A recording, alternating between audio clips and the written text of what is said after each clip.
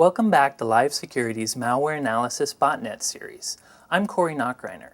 In Part 1, you saw how attackers create their botnets. In Part 2, you saw some attacks botnets deliver. Here in Part 3, you'll learn how you can protect yourself from this fast-growing threat. In this video, I'll cover 3 things. How you can protect your users from bot infections, how you can muzzle any bots that do make it into your network, and ways to locate bot infections using your Firebox logs. Let's start with the most important concept. You got no problem if you got no bot. So how do you keep them off your network? 5 key steps coming up.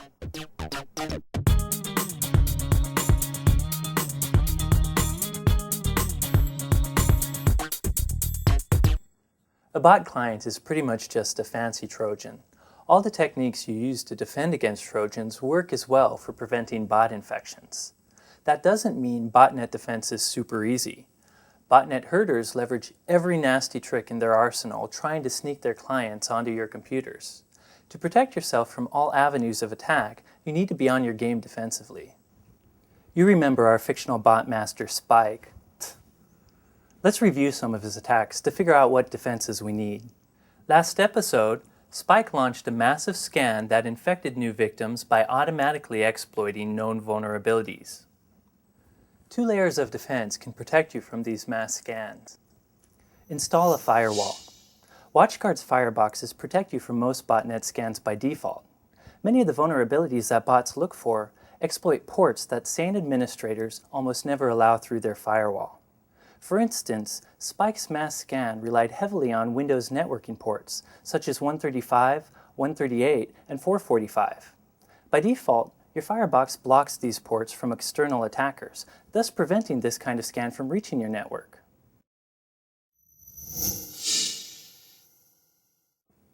Patch promptly. Some bots exploit vulnerabilities in network services that you need to allow through your firewall, such as web or email services. If you consistently keep your public servers up to date with the latest patches, bot herders won't be able to exploit old vulnerabilities against them. These 2 layers of defense fend off direct scans from botnets. But what about indirect infection methods? Bot herders often spread their bots using booby-trapped emails and malicious drive-by downloads. They even snare new victims with malicious IM messages and bogus P2P shares.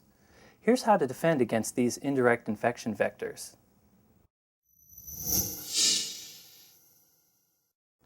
Most antivirus software has signatures that detect and block bot clients. I know we say this a lot, but use AV on all your computers and keep it up to date. I only use AV with automatic update features, and I usually configure it to check for updates a few times per day.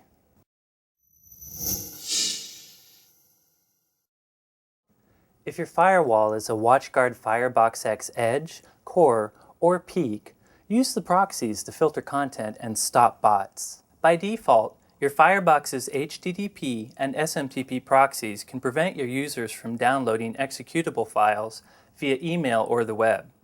You can check for these settings in your HTTP and SMTP proxy policies.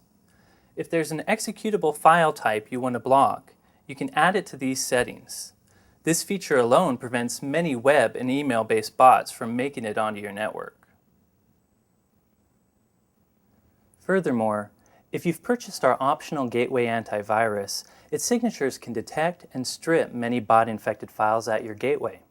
Having AV that checks email at your gateway, and then again on each client, throws a 1-2 punch that knocks out many bot infections. Finally, remember user education. Bots always evolve, and users keep finding ways to accidentally sneak malware in. So teach your users about the botnet threat and how to avoid it. Doing so will help them accept and support your security policies. We can help your training efforts. Check out our SecurityWise curriculum, exclusive to Live Security subscribers. These ready-to-go training modules provide everything you need for guiding your users towards more secure behavior on your network. Now you know 5 defenses that help keep bots out. But what if one does sneak in? Put a muzzle on it so it can't reach its master. Learn how next.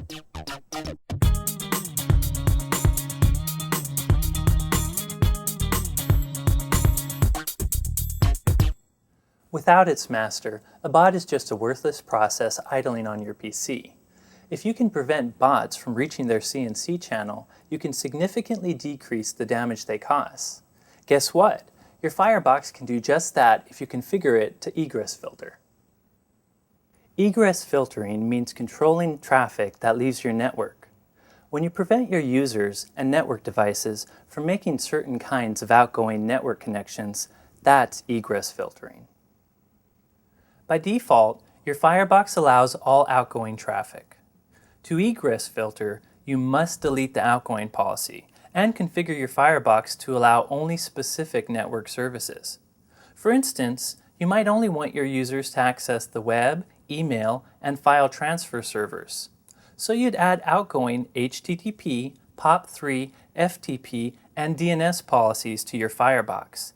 The DNS policy is so your users can resolve domain names. As long as you don't allow your users access to IRC or any other random TCP/IP ports, your egress filters block the bot's outgoing connections from your network. They probably won't be able to call back to their CNC server and register you as a new victim, so their master will never send them instructions or updates. Functionally, you've killed the bot on arrival. Egress filtering rocks. Even with these layers of security, a bot could still find its way into your network using some zero-day leet technique. But if a bot makes it past those defenses, you've got to know about it. Detection tips are coming your way.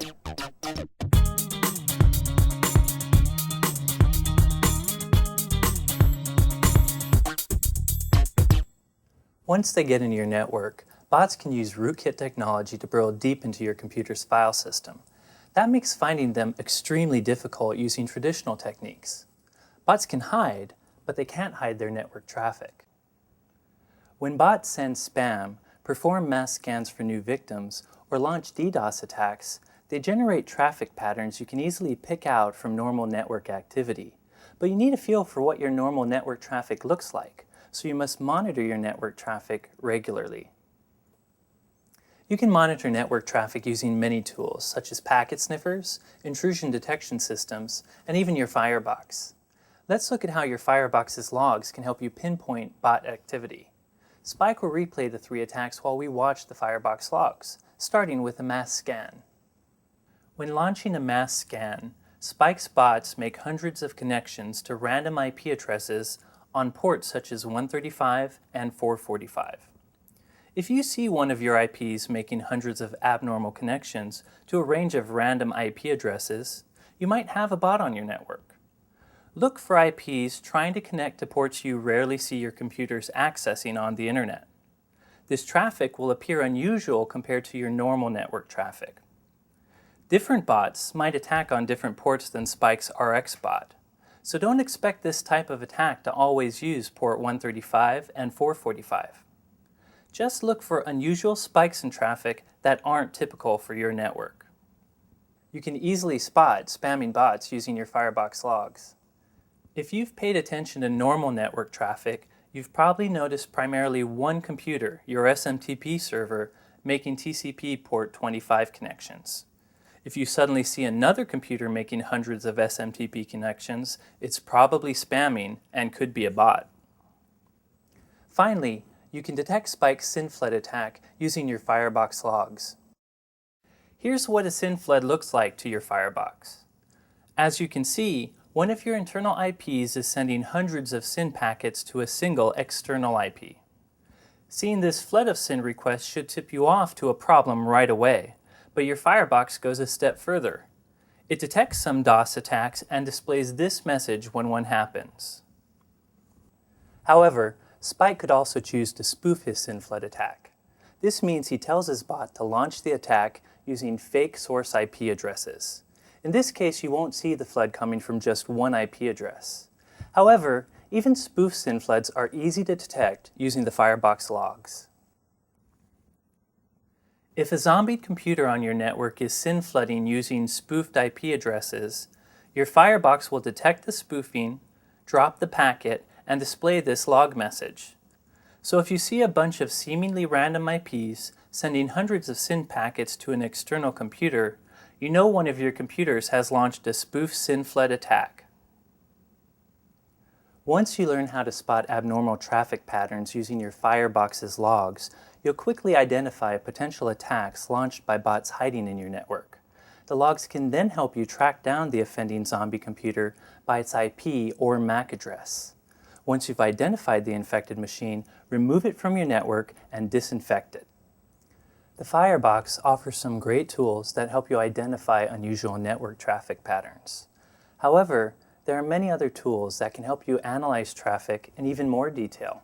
If you're comfortable with Linux and would like to try an advanced traffic monitoring suite, I recommend you check out Armon. Armon has features designed specifically to help you detect IRC bots. It also includes many graphic monitors that make it easier to spot abnormal traffic. If you want to learn more about using Armon or about botnets in general, check out the book Botnets, the Killer Web Application. Botnets provide their masters with a potent attack framework that grows in power as it grows in numbers. These distributed attack networks are evolving fast and gaining popularity among attackers. We recommend you try to keep up with the developments in botnet technology. As you stumble across articles about it from day to day, take the time to read them. By staying abreast of botnet technology, you can learn what defenses to deploy in order to withstand the latest attacks. The good news is, despite the attacker's innovations, a few well-placed defenses will still keep most bot infections off your network. For the latest breaking news on emerging threats, join me each month on Live Security's podcast, Radio Free Security, available on iTunes. Till we meet again, stand strong.